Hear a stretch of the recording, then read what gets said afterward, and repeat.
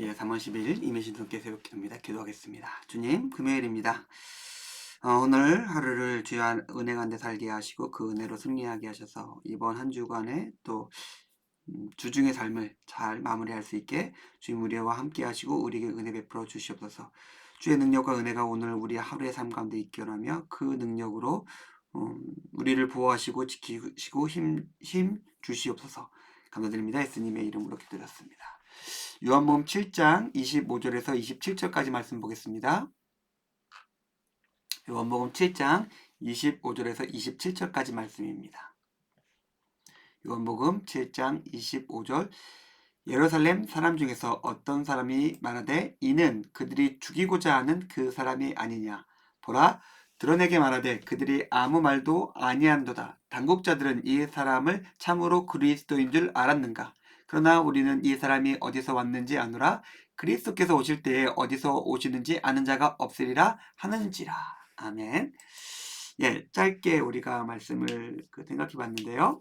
어떤 사람이 일어나 지금 눈앞에 있는 예수님에 대해서 그 사람이 가진 객관적인 지식과 추론을 가지고 예수님에 대해서 이야기를 합니다.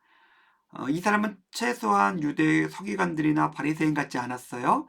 분명하게 있는 그대로를 바라보고 자기가 있는 지식으로서 합당한 주장을 하고 있었습니다. 그리고 되게 합리적이었어요. 그런데 우리가 아는 것처럼 그 사람이 뭔가 잘못 알고 있고 착각하는 것이 있죠. 명확한 증거 그리고 주어진 말씀이 있는데 우리의 신앙은 거기 위에 있어야 됩니다. 내가 나름 잘 판단할 수 있고 내가 가진 것이 확실하다 하더라도 그것은 내가 가진 것이에요. 나의 감정, 나의 논리, 나의 지식, 나의 경험입니다. 그것이 굉장히 높은 확률로 맞을 수는 있어도 그것이 온전하다 할 수 없는 것이기 때문에 그렇습니다. 오늘 이 한 사람의 합당한 추론과 그의 잘못된 판단에 대해서 생각해 보면서 우리의 신앙의 근거와 토대에 대해서 한번 생각해 보는 시간이 되었으면 좋겠습니다. 먼저 한 사람이 일어나서 말합니다. 유대인들이 너희들이 그렇게 죽이고 싶었던 자가 이 사람이 아니냐라고 하면서 근데 너희들은 왜 가만히 있는 거야? 라고 질책하고 있어요. 예수님이 이미 앞에서 말씀하셨죠. 너희들이 날 죽이려 한다. 누가 당신을 죽이려 합니까? 라고 하면서 발뺌하고 있었는데 그 당시에 웬만한 사람들은 알고 있었던 거예요. 이제 유대 교권자들이 대제사장과 서기관들이 예수님을 죽이려 하겠구나 알고 있었습니다. 근데 질책하는 거죠. 너희들이 저 사람을 죽이고 싶어하고 적대시하는데 왜 침묵하고 있느냐? 예수님은 자신에 대해서 계속해서 주장하고 있는데 너희들은 아무 말도 하지 않고 아무런 반박도 하지 못하고 있다라고 이야기합니다. 그러면서 이 사람은 예수님에 대한 정당한 판단을 하죠. 예수님이 옳다라는 것이에요.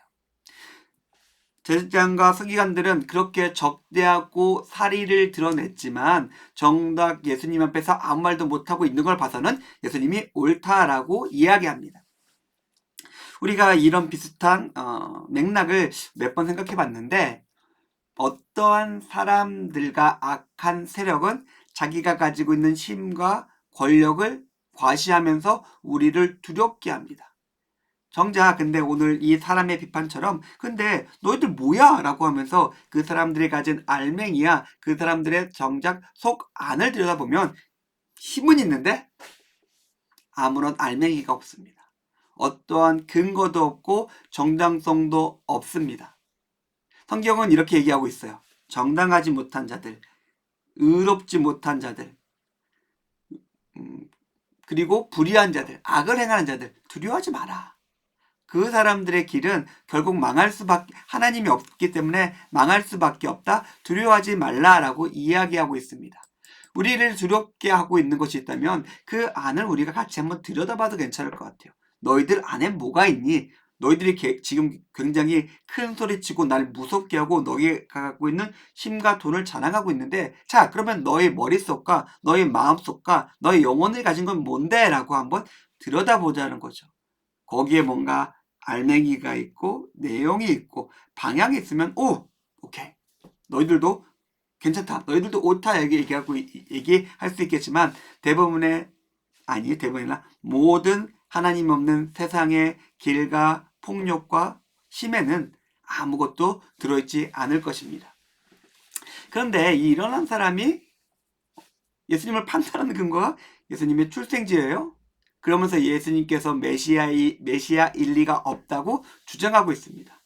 메시아는 어디서 오는지 알 수 없는 갑자기 하늘에서 신비로운 구름을 타고 내려오는 그런 신비로운 존재여야 되는데 예수님에게는 명확한 고향, 그리고 거기에 있는 가족들, 그리고 목수라는 육체 노동자라는 직업과 신분이 있다는 것이죠. 그것이 예수님을 메시아로 인정하지 않을 근거가 됩니다. 예수님의 말씀, 예수님의 사역, 예수님의 표적과 능력, 그 모든 것들이 있지만 고향이 있네. 갈릴리네. 그럼 아니지. 라고 판단하고 있습니다. 이 사람의 메시아에 대한 지식은 자기의 어떤 편향으로 왜곡되어 있었습니다. 자기가 판단하는 것으로 혹은 전해져 내려오는 이야기로 자기들의 전통으로 미신으로 예수님을 판단하고 메시아를 판단하고 예수님을 거부하고 있었습니다.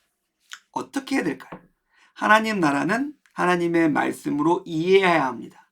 우리가 가진 지식과 경험으로서 예수님을 판단하고 하나님 나라를 이해하고 하나님의 일을 하려 한다면 굉장히 괜찮은 사람이었을지라도 삐끗하는 것처럼 우리의 죄와 우리의 습관과 우리의 편향 때문에 결국에는 눈앞에 있는 메시아도 거부하게 될 수 있다는 겁니다. 충분히 괜찮은 사람이었음에도 불구하고 말입니다. 사랑하는 성도님들, 우리가 오늘 하루의 삶을 시작하고자 합니다. 첫 번째로 우리를 두렵게 하는 것들 있지요. 그러나 그 안에는 아무것도 없습니다. 하나님 앞에서 살아가는 우리, 하나님을 의지하고 신뢰하며 그저 두려워하지 말고 우리에게 놓여진 하나님의 주신 길을 걸어갈 수 있었으면 좋겠습니다. 그리고 나의 힘과 나의 지식과 나의 경험이 아니라 하나님 주신 말씀과 성령의 능력과 인도하심을 의지하며 살아가심으로써 승리하시는 임예신석교회 교우님들의 오늘 하루의 삶이 되기를 주님의 이름으로 축원드립니다.